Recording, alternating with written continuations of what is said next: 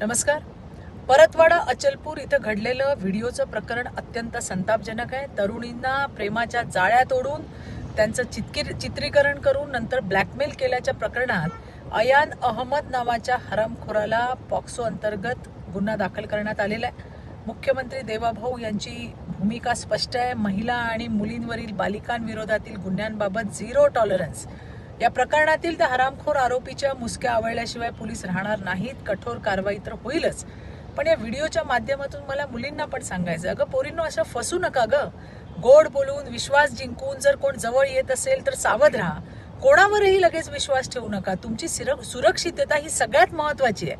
पालकांनी सुद्धा मुलींशी मोकळा संवाद साधायला हवा आहे आणि शाळा महाविद्यालयातून नैतिक शिक्षण आणि डिजिटल सुरक्षिततेचे धडे समाविष्ट होणं ही आता काळाची गरज आहे. धन्यवाद. जय हिंद, जय महाराष्ट्र, भारत माता की जय.